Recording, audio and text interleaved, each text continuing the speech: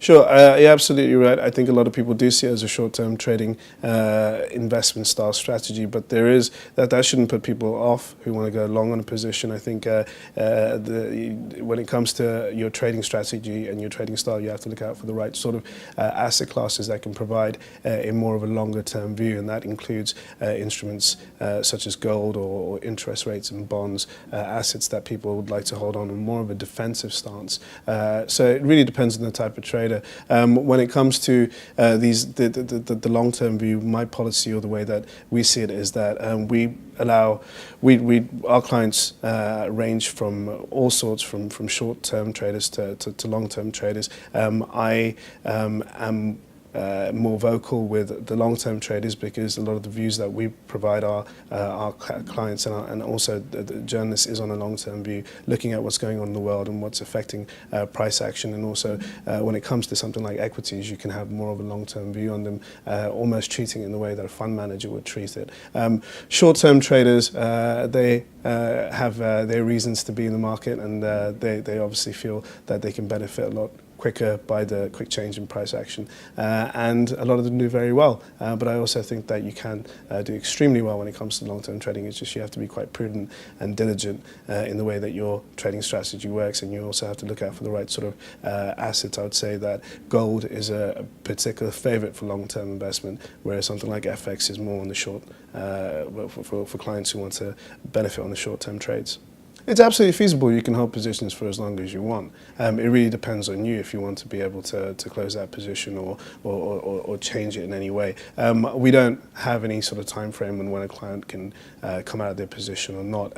You just have to make sure your account is funded adequately, and that at the same time you're keeping on top of your position and making sure that if you are keeping a long-term view, you're managing it in the right way. You put on all your risk management tools there. You put your stop losses and your orders and your limits to make sure that you're on track of what's going to happen. But there is no real policy on if you want to get out your position or anything on those lines. If you wish to hold it for 18 months, that's absolutely possible.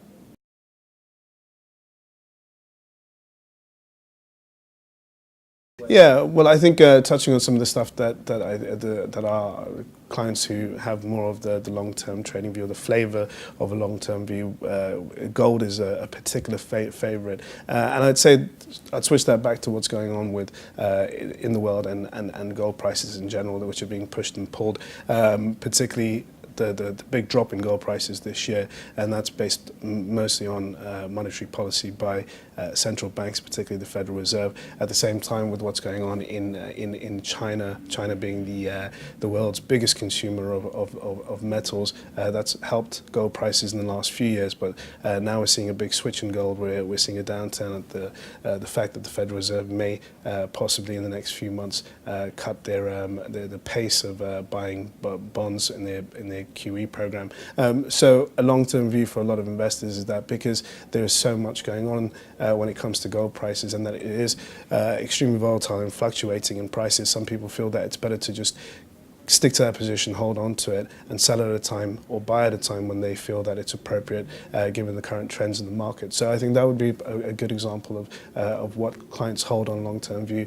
Again, if it comes to something on a short-term view, I think FX is the ones that the FX currency market is where our clients are most likely to get out their positions very quickly.